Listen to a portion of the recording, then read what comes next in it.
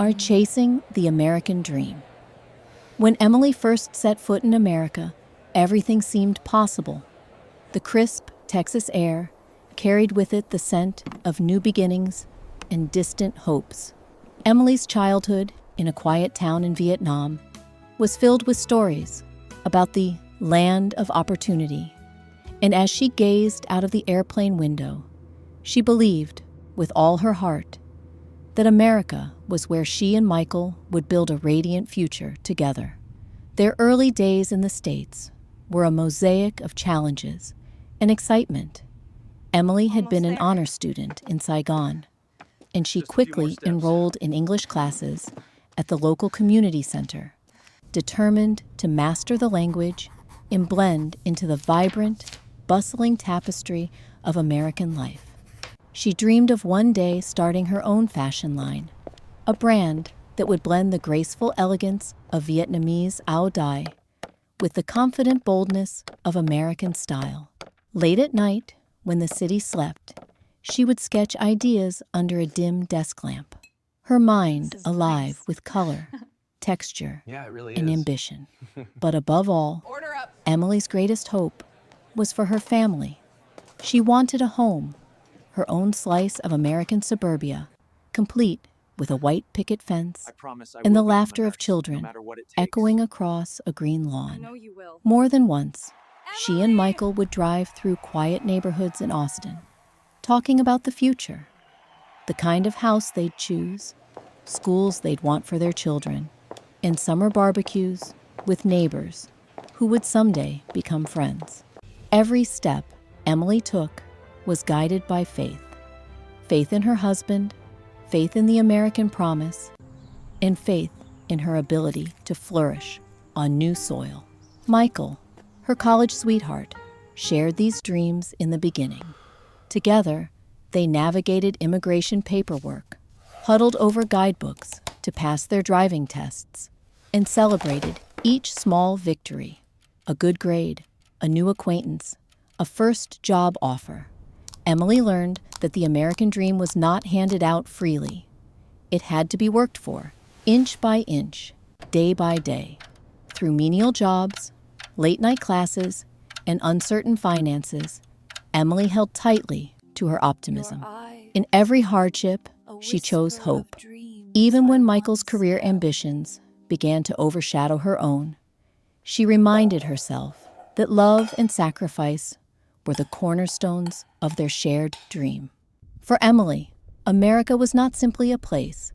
It was the promise of a life reinvented, a stage on which she and her family could realize their brightest potential. Every sunrise over the Texas plains reaffirmed her belief that, with enough heart, even impossibly distant dreams could come true. Quiet sacrifices, as the rhythm of American life settled around her, Emily's dreams began to blur quietly into the backdrop of daily responsibilities. Although she had once walked the vibrant corridors of a New York design school, her sketches celebrated by mentors and classmates, she made the difficult choice to put her passion on hold when Michael's career required them to relocate to Texas. The decision was quiet and selfless, motivated by love and a belief in the promise of family. In their modest home on the outskirts of Austin, Emily's days started before dawn, while Michael hurried through his breakfast, already checking emails on his phone.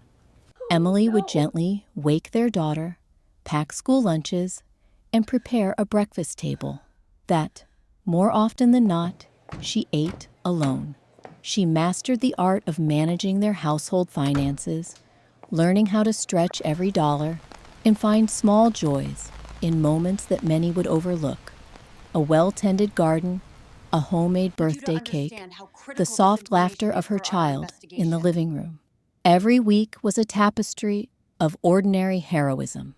Emily balanced playdates, school activities, and parent-teacher conferences by day. And by night, she kept the kitchen light burning, mending clothes, planning meals, and thinking about ways to support Michael's growing ambitions. She cheered him on at company networking events, helped strategize for business proposals after the kids were tucked into bed, and always put his needs and those of their child ahead of her own. Though the city outside buzzed with opportunity, Emily quietly set aside invitations from old friends and ignored reminders for art exhibits that had once thrilled her soul. Sometimes, late at night, as she folded laundry, she would pause and touch the textured fabric, lost in thoughts of what might have been. Yet, she never complained. To Emily, sacrifice was love in action, a silent promise to herself and her family that their happiness was worth every unspoken cost. This devotion went largely unnoticed. Michael was often too absorbed in work to realize how much Emily had done to keep their household afloat, how her sacrifices created the stability he relied on to pursue his ambitions. But Emily found meaning in the quiet victories: a child's hug, a home filled with warmth, the knowledge that she had given her family the best she could. In the stillness of the night, with stars flickering beyond her kitchen window, Emily wondered if Michael noticed her sacrifices, but she knew she would make them all over again, simply for the ones she loved. Success and change. It didn't happen overnight. Michael's rise through the ranks was gradual, each small promotion adding to a growing sense of accomplishment and financial security. At first, his career successes were a blessing for the young family. Michael often came home excited, eager to share news of a closed deal or an influential connection made over lunch in downtown Austin. Emily would listen intently, offering encouragement and support, feeling pride in how far her husband had come since their early days in the States. They would toast small victories at the dinner table in their cozy kitchen, their daughter giggling over apple juice next to Michael's glass of wine. For a while, prosperity seemed to draw them closer as a family. Weekends were spent at sprawling local parks or at vibrant street markets. Michael upgraded their sedan to a gleaming SUV, and they moved into a larger house in a leafy suburban development. Emily watched their daughter run barefoot on a green lawn, her laughter bright and free, and wondered if they might finally be living the version of the American dream she'd once sketched in her imagination. But as Michael's reputation grew, so did the demands on his time and attention. There were business trips to Dallas and Chicago, late-night phone calls from partners in other time zones, and a steady stream of emails that seemed to follow him home no matter how late the hour. Emily found herself alone more and more often, waiting with reheated meals, coaxing their daughter to bed, and sitting on the porch swing beneath the Texas stars. A loneliness settling into her heart she couldn't quite explain. Michael, once attentive and affectionate, became distracted and impatient. Conversations grew shorter, punctuated by glances at his buzzing phone and vague promises to catch up later. He began to withdraw from old family routines: Sunday morning pancakes, Friday movie nights, and long talks on the back porch, the simple rituals that had once been the glue between them. Michael's world grew bigger. He attended elegant company galas, golfed with investors, and went for drinks with a circle of bright, ambitious colleagues whose lives seemed to orbit a different sun. Emily saw the changes first in the little things: a forgotten anniversary, a sudden preoccupation with appearance and status, missed school recitals replaced by rushed apologies, and lavish gifts that always felt a little impersonal. Michael's wardrobe filled with tailored suits, his hair cut a little sharper, the family calendar filling with social events she couldn't quite relate to. She made every effort to adapt, accompanying him when invited, learning to mingle among strangers who spoke in acronyms and traded business cards like currency. But each time she returned home, she felt a hollowness, a subtle sense that she was becoming invisible in her own life. Their marriage started to shift from partnership to performance. At parties, Michael was the charming star, always ready with a quick joke or a confident answer. He would gesture toward Emily, introducing her as his amazing wife. And for a moment, she would feel seen, until the crowd turned back toward Michael with their questions, their praise, their laughter. After each gathering, Emily often rode home in silence, her thoughts louder than the hum of tires on asphalt. She sometimes wondered if anyone had noticed the fatigue behind her smile, or the way Michael's hand rarely sought hers anymore. At home, the sense of partnership frayed further. Michael's decisions began to arrive, fully formed, sometimes announced in passing on his way out the door. A new office lease, an investment in a tech startup, a family vacation, spontaneously canceled for business. Emily felt her role narrowing, becoming the constant, steady presence needed to keep the home running smoothly, while Michael raced ever farther ahead. Any concerns she voiced were met with impatience, a brush-off, or an empty reassurance that ensured nothing would change. When she tried to speak of her own dreams, the fashion sketches tucked away in her closet, her wish to return to the design world, Michael gently reminded her how much the family needed her at home right now. Friends began to notice the distance. Emily's closest confidant, Linda, took her for coffee and gently asked if everything was all right. Emily smiled and reassured her, unwilling to admit to anyone how lost she sometimes felt. In truth, she ached for the certainty and connection that once defined her marriage. She found herself missing the late-night talks, the whispered plans for the future, and the shared worries and joys that had once felt like their secret world. But Michael was entering a different orbit altogether. Local media began to feature his achievements. Business journals ran flattering profiles, calling him a rising star in the Austin tech scene. Invitations arrived for fundraising dinners, board seats, and industry panels, each one swelling Michael's pride and his circle of admirers. Social media filled with snapshots of Michael shaking hands with politicians, laughing beside celebrities at gala events, and winning industry awards.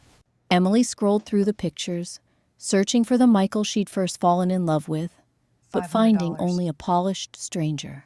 At home, their daughter drew pictures of a smiling family, but began to ask why Daddy missed her soccer games or left for work before she woke up. Emily offered gentle explanations, promising that her father loved her very much and was working hard for all of us. Privately, she worried about the cost of their shifting life, the memories they were giving up for milestones that now belonged more to Michael than to the family itself. The deeper Michael stepped into this new world, the further he drifted from the life they had built together. Emily watched helplessly as ambition became obsession and affection turned to distance. She continued to cook his favorite meals, attend his company's parties, and encourage their child to make cards for his frequent business trips, all the while wondering when, if ever, her husband might notice the sacrifices being made in the shadows of his success.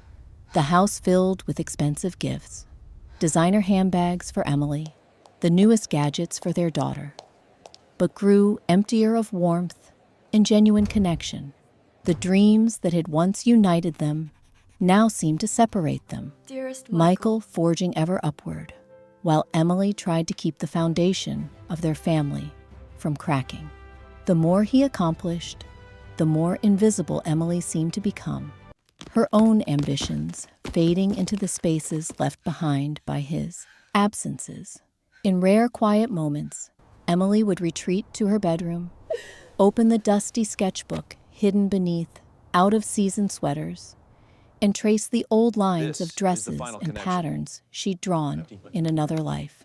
She held on to memories of laughter and promise, of walks through the Austin parks, of whispered wishes in the dark, and wondered if the Michael she loved was still somewhere behind the polished mask of success.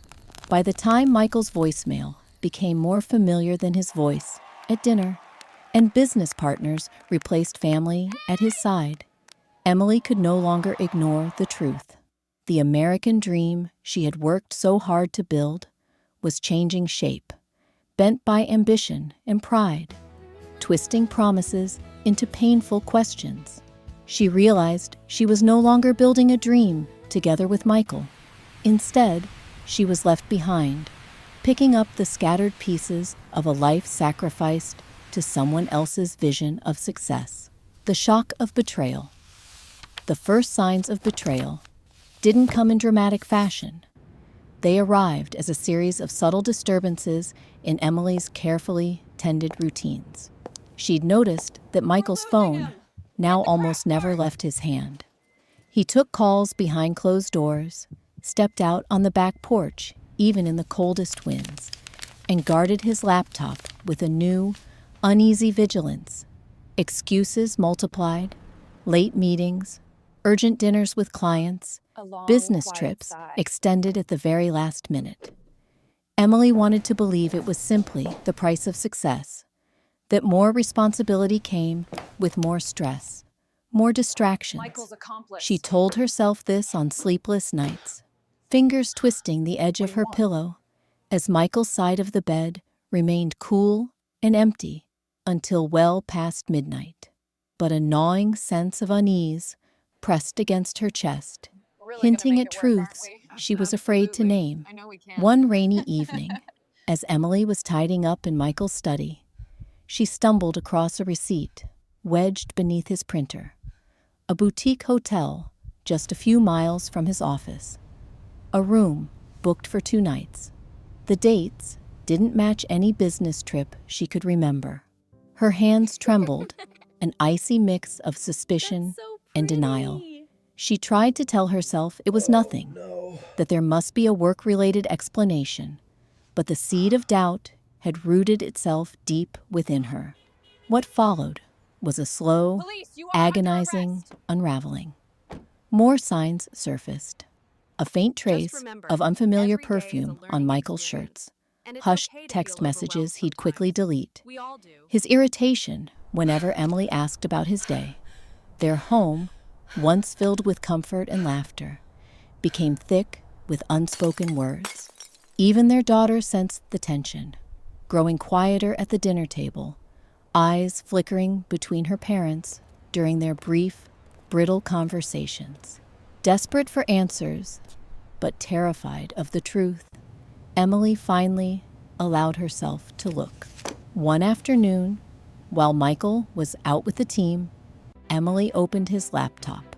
Her palms were slick with guilt, her heart hammering, so loud she feared it would wake the whole neighborhood. She scrolled through hidden folders, searching for anything to ease her mind. Instead, she found email threads and message exchanges, intimate, playful, unmistakably romantic. The name appeared again and again. Amber, a name she recognized from the company's staff Christmas photo as a recently hired marketing associate. Reading the words between her husband and Amber was like sipping poison, slow, numbing, unbearable. Here were all the explanations she needed for missed birthdays, forgotten anniversaries, and the constant evasion. I can't wait to see you tonight. Let's get away this weekend. Just the 2 of us. You're the best thing that's happened to me. Emily felt the room spin around her, the walls closing in until she could barely breathe. For a moment, the pain eclipsed everything else. Her love, her sacrifices, even her anger. The betrayal wasn't just the act, but the depth of deception. The realization that Michael had constructed a life within their life, built quietly on secrets and lies. Yet betrayal's poison ran deeper than intimacy lost. Within days, Emily began to notice oddities in their finances. Look at her, Overdraft sitting alone alerts again. she'd never seen before. Unfamiliar transfers, reading. moving money between So accounts weird. without her knowledge.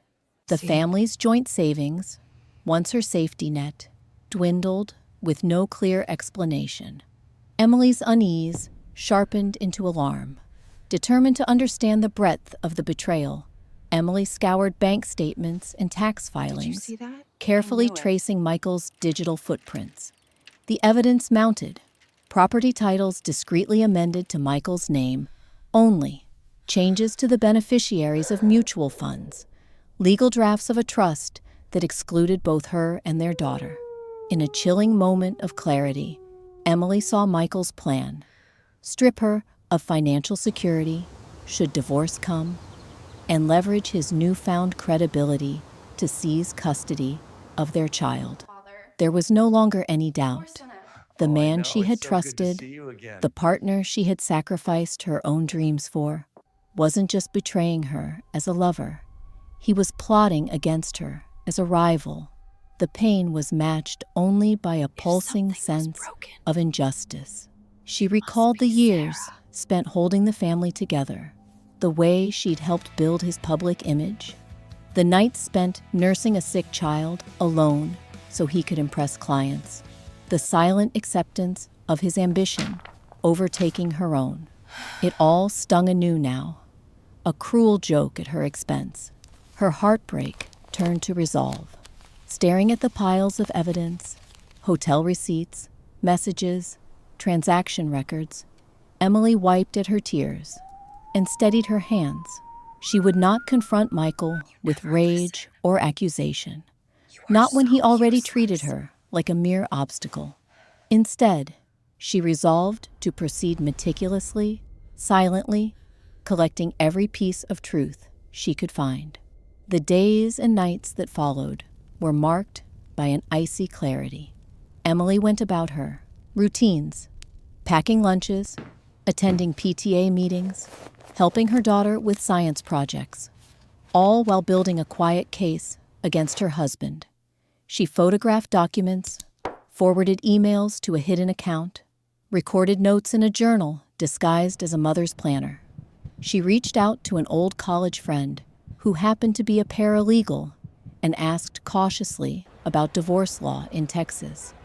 Learning about her rights and the leverage she might need, Michael, oblivious to her awakening, continued with his charade, becoming ever more distant, ever more arrogant in his secrecy. He showed up late to family dinners with vague apologies and phony smiles, sometimes pretending to bring work home me a chance, to excuse his preoccupation. Despite the deepening rift, he made little effort to mend what was unraveling between them, his confidence so complete that he no longer saw Emily as any kind of threat. But Emily was no longer his supporting cast member in the theater of his ambition. Her dignity, worn thin but not erased by the years of Human behavior sacrifice, and trauma. was rekindling as steel in her spine. She realized that if she wanted justice, if she wanted to protect her daughter's future and reclaim her own, she could wait no longer for Michael's honesty or the world's sympathy. She had to speak for herself through action and truth. One quiet evening, the air thick with summer we need heat, to rethink the entire Emily approach gazed here. at the Texas good sky point. as her What do you daughter suggest? slept nearby. She took stock of their lives, the beautiful house bought with shared dreams, the little girl whose laughter once filled every corner, the marriage that had grown into a stranger. She resolved in that moment that she would not go quietly, nor would she let Michael's betrayal define her. For Emily, the ultimate shock of betrayal was not simply losing her husband's love. It was the revelation that she needed to rediscover her own. And in turning her pain into purpose, she began to plan the next act. With every document filed, every truth revealed, Sarah. she was moving one step closer to justice and to a life rebuilt on her own terms, no longer in Michael's shadow. Silent preparation. Emily's strength, always a quiet force beneath her gentle manner, became her guiding light in the uncertain days that followed her discovery. After the shock and sorrow settled into determination, Emily began her most difficult work, not in confrontation, but in meticulous, silent preparation. She moved through her daily life with careful deliberation. Every gesture, every word was measured, so as not to raise Michael's suspicion. She realized now that she and her daughter's security depended not on confrontation or outburst, but on cold, deliberate planning. The woman who once juggled PTA meetings and bedtime stories with seamless grace now added another layer: detective, archivist, strategist. Learning the law, Emily found herself searching late into the night, long after her daughter had fallen asleep and Michael had slipped away to another work trip. She combed online forums, women's rights sites, and legal blogs, piecing together the language of family law in Texas. Concepts like community property, separate assets, and best interests of the child became as familiar to her as the recipes in her kitchen. She read real trial stories from women who'd walked similar paths. Their mistakes, their successes, the red flags they wished they had noticed sooner. Careful collection of evidence. Each day, Emily collected quiet proof. She copied Michael's late-night text messages to Amber, photos of the phone screen, then soft deletes to hide the evidence from him. She made color scans of receipts, mortgage documents, and bank statements, often photographing them with her cell phone, hidden under laundry piles or stacks of bills. She created cloud folders with cryptic labels, stored on hidden drives, and protected by passwords only she would know. She also began a detailed diary, recording every interaction Michael had with their daughter. Missed pickups, hurried phone calls, forgotten promises.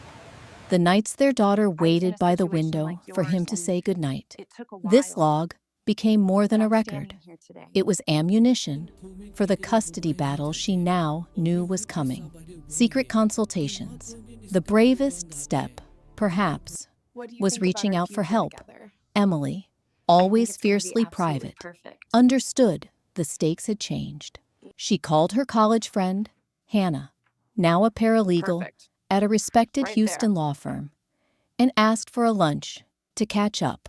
Over sandwiches in a bustling cafe, Emily quietly laid out her story, her hands trembling only slightly as she showed Hannah some of the evidence she had gathered. Hannah's gentle reassurance brought a flood of relief. "You have rights, Emily. Let's get you in front of an attorney who can truly fight for you." The next week, armed with a file folder disguised as a stack of family recipes, Emily met with a well-known divorce attorney, Ms. Carla Jensen. With measured patience and keen understanding, Ms. Jensen walked Emily through the legal pathways ahead, freezing joint assets, seeking a temporary restraining order on property transfers, and filing for custody under grounds of Michael's questionable conduct and neglect. Playing the long game at home. At home, Emily played her part as usual. She continued to greet Michael with the practiced smile of a supportive spouse, hosting dinner parties for his colleagues, exchanging pleasantries, and making small talk. She did not let her bitterness show, masking worry with warmth when their daughter was present. Yet beneath her calm, Emily sharpened her awareness. She coached herself daily on what not to say. No veiled accusations, no changes in schedule, nothing that could tip Michael off or jeopardize her safety or chance in court. She kept her daughter's packed lunches the same, her bedtime rituals unchanged. Her tone was even, her questions casual. She even went so far as to compliment Michael on a new suit or feign excitement over his latest achievement. In these small ways, Emily bought herself time to continue gathering evidence, to move safety deposit items to a friend's house, to ensure that if she needed to leave in a hurry, she would not be empty-handed. Securing emotional support, Emily also quietly built her support network. She confided in Linda, her closest local friend, but only in broad strokes. "Things are tough at home," she admitted one evening as they walked the neighborhood loop. Linda, sensing more than was said, began to check in more often, inviting Emily and her daughter for weekend picnics and movie nights. Emily's mother in Vietnam, though a world away, became her nightly confidant through whispered video calls in the bathroom, tears dissolving into determination as her mother reminded her of her strength and resilience. Emily also began counseling, secretly attending therapy sessions at a women's center a few neighborhoods away. There, with the help of a counselor named Rachel, she parsed her feelings of betrayal, loss, fear, and the uncertain hope of a new life. Rachel helped her see her worth and reminded her to keep her eyes on small victories: a calm night's sleep, her daughter's laughter, a document secured, a question answered, financial steps and safeguards. One of Emily's most empowering steps was quietly opening her own bank account. She deposited small amounts from her weekly grocery cashback, birthday checks, or whatever she could set aside without raising Michael's suspicion. She researched credit in her name, ensuring she'd have a means of support once the storm broke. With Ms. Jensen's advice, she listed and photographed every valuable in their home: jewelry, electronics, artwork. She made a spreadsheet to track any item that might suddenly go missing as those first legal letters arrived. When Michael left town, Emily made copies of every insurance policy, car title, and investment portfolio she could find, preparing for the inevitable. As the pieces of her plan came together, Emily rehearsed possible conversations: what she'd say to Michael when she finally filed for divorce, how she'd comfort their daughter on a day of heartbreak and change, how she would reclaim her narrative if friends or neighbors or even strangers began to gossip. She did not see herself as a victim, not anymore. She realized she had a voice, and it would be heard. In the slow, methodical steps of preparation, Emily discovered new reserves of patience and resolve. The future was terrifying, but it was also open, hers to make, not anyone else's. The calm before the storm. Those final days before the confrontation felt eerily quiet, as if the world itself were pausing in anticipation.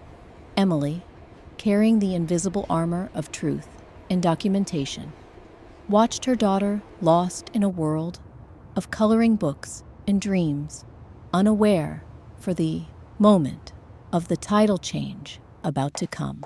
Emily stared out her window at the wide Texas sky, feeling both small and limitless. She had done everything she could to prepare. Whatever came next, she would not be caught unready. She would step into the storm with dignity, courage, and the fierce hope of a new beginning for herself and her child. The battle for justice, the day of reckoning, arrived beneath a gray, heavy sky.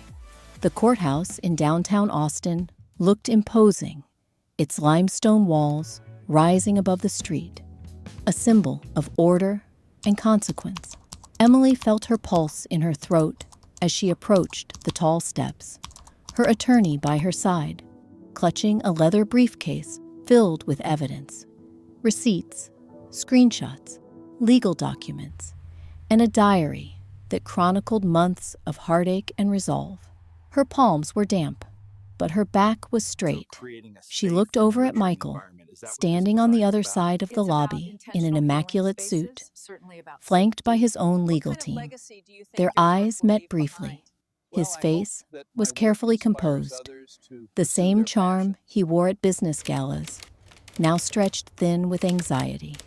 The legal proceedings were a world apart from the warmth and comfort of Emily's home. The courtroom was cool, clinical, and rigidly structured.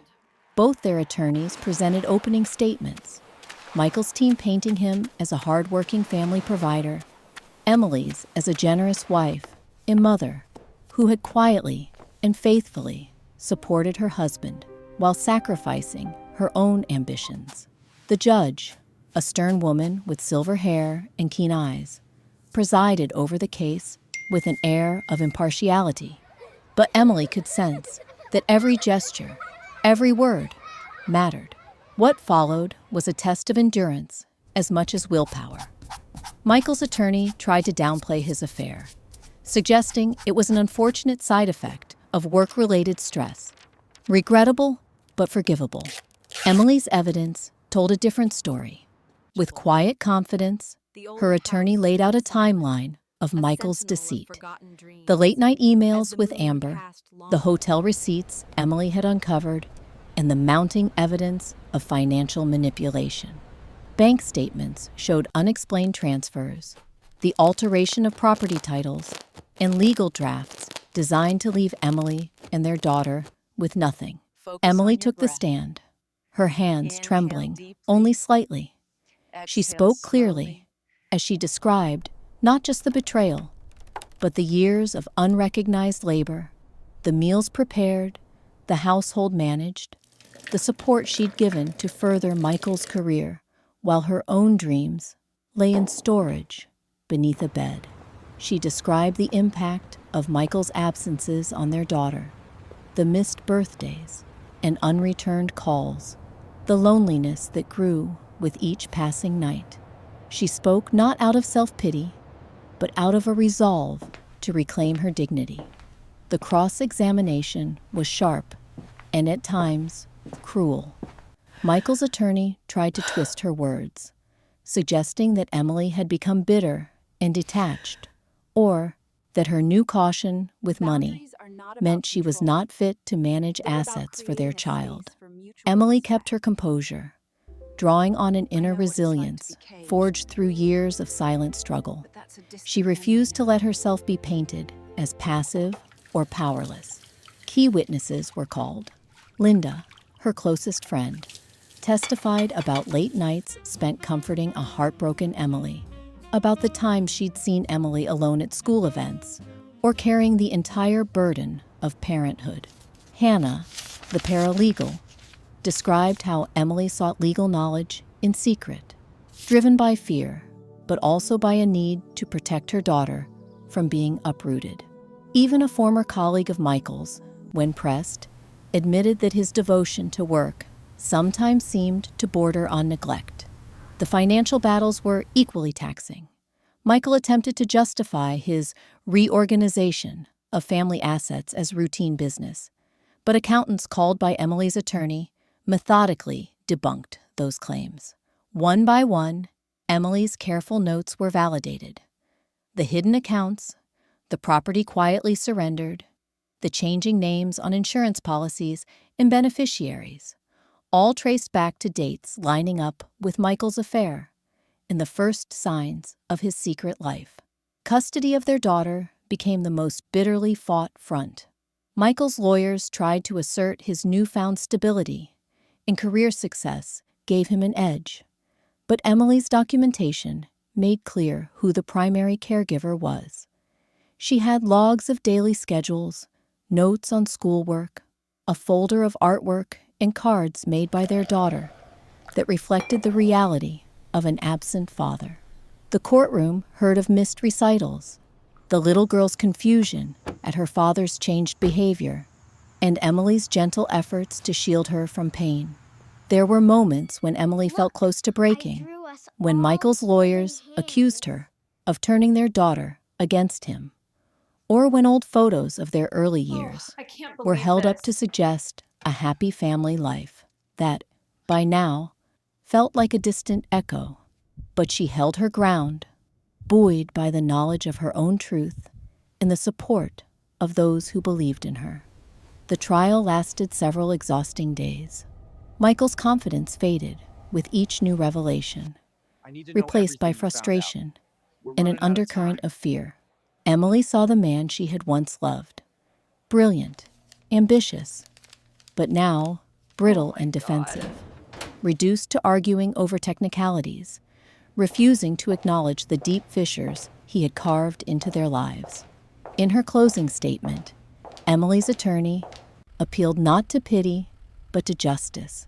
She spoke of the invisible labor of wives and mothers, of the courage it took to resist manipulation and Jack, secure a can child's you confirm future, your whereabouts on the night of the the right to incident? fairness, not just in law, but in the recognition of a woman's sacrifice and resilience.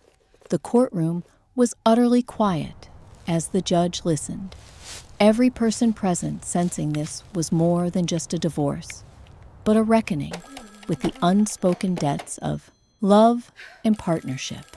After closing statements, the waiting was almost unbearable. Emily sat outside the courtroom, hands clasped, feeling the enormity of what was at stake. Her home, her child, her future, and, on some fundamental level, her sense of self-worth. She tried to distract herself by recalling bittersweet memories.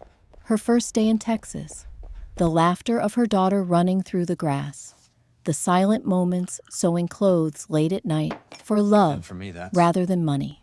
She wondered what kind of story her life would tell now that the final chapter with Michael was being written in the unyielding language of the law. The verdict came a day later. The judge's written decision was thorough and clear. Emily would retain primary custody of their daughter, with generous but supervised visitation for Michael until trust could be rebuilt. The marital assets were to be divided fairly, with particular attention given to Emily's years of unpaid labor and support, the house, the savings, and the potential for Emily to restart her career as a designer were restored to her, a foundation upon which to build. As she left the courthouse, child's hand in hers, Emily felt neither triumph nor vengeance, only relief and a sense of possibility she had not allowed herself in years. Justice, tempered by honesty and patience, had prevailed. She knew the road ahead would still have its hardships, but now the path was her own, cleared by courage and the unrelenting quest for fairness.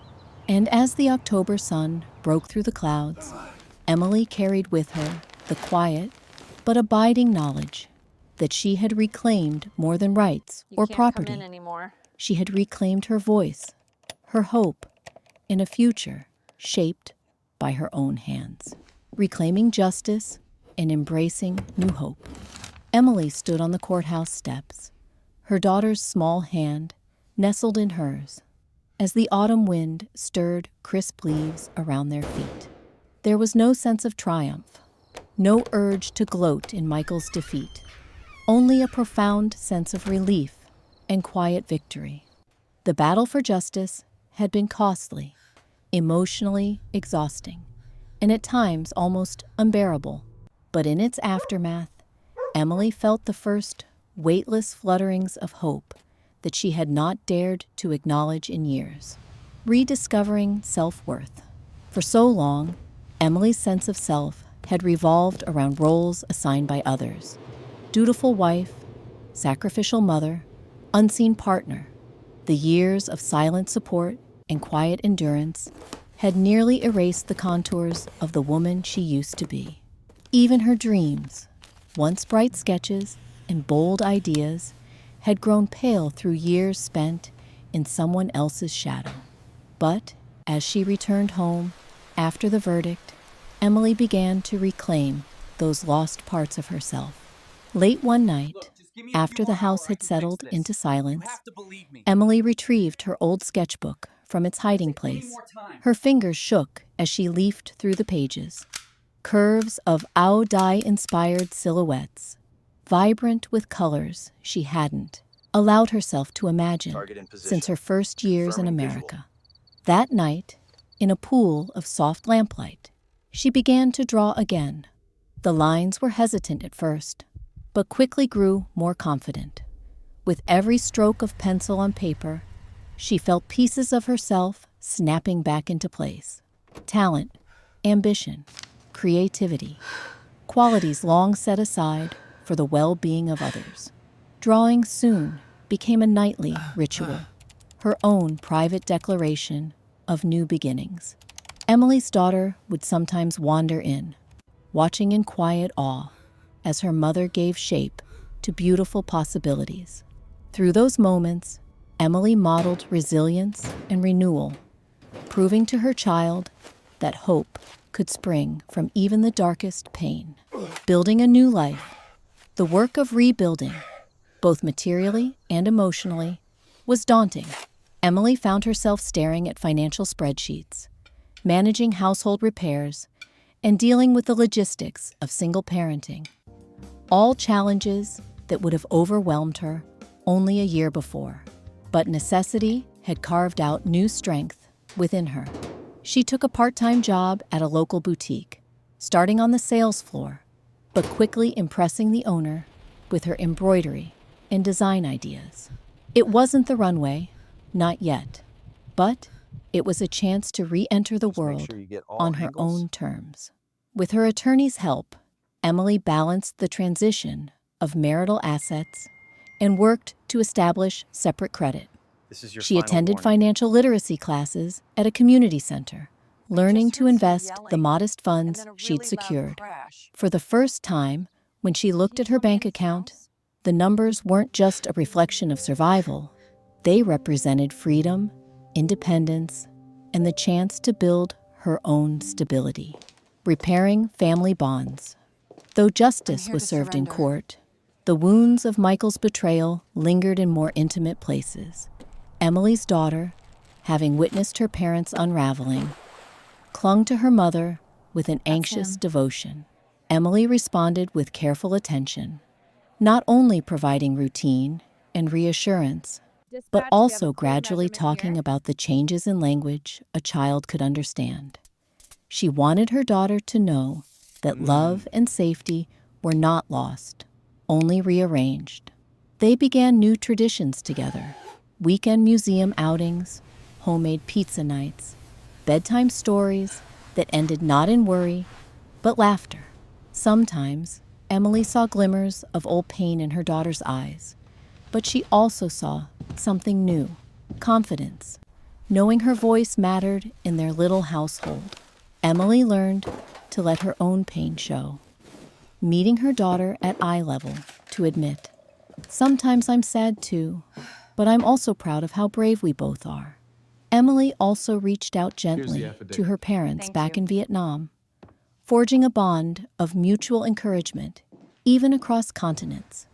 She shared her victories, no matter how small, and allowed their affirmations to root her in strength and heritage. Phone calls home, once infrequent and filled with worry, became lifelines for healing and belonging, redefining relationships. In the wake of the trial, the community's response was a mix of curiosity, support, and awkward distance, a reality Emily faced with growing resolve. She joined a local support group for women navigating divorce and single parenthood. In circle meetings, she shared bits of her own journey, listening in turn to others' stories of heartbreak and recovery. The comfort of shared struggle was unexpectedly powerful. In those sessions, Emily realized she was not alone. Gradually, old friends began to reappear. Linda remained a loyal presence, inviting Emily and her daughter for movie marathons and holiday gatherings.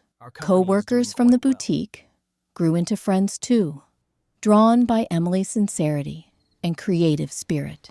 She learned to accept offers of help, to say yes to babysitting, yes to walking buddies, yes to cups of coffee that stretched into afternoon conversations. Each new connection was a thread, weaving her more firmly into a supportive community, pursuing new ambitions. As the winter months crept in, Emily's designs grew bolder. Urgent. Encouraged by her boss, she submitted her work to a small local fashion showcase. The day of the event, her hands trembled with the familiar thrill of fear and excitement she hadn't felt since her art school days. Emily's collection, blending Vietnamese grace with modern Texan flair, won warm applause and an invitation to collaborate on a seasonal boutique line. With every step, Emily moved further from the version of herself who had doubted her worth. She set small but meaningful goals, saving for a studio space, teaching her daughter the basics of pattern making, volunteering at a cultural festival to reconnect with her heritage. She also found herself advising other immigrant women at the community center, sharing lessons on both design and resilience, forgiveness and moving on. Perhaps the hardest part of Emily's journey was finding space for forgiveness, not for Michael's sake, but for her own. She did not excuse the injuries of the past, but she realized that anger would only bind her more closely to the pain. Through therapy, reflection, and candid talks with old friends, Emily gradually learned to let go. She could never retrieve the years spent waiting for reciprocation, nor erase the scars left by betrayal, but she could make peace with their memory and use it as fuel for her next chapter. Occasionally, Michael's presence still cast vague shadows. At school events, during awkwardly exchanged custody weekends, their interactions were now cordial, if a little brittle. Emily focused on maintaining boundaries, careful to keep the conversation centered on their daughter's well-being.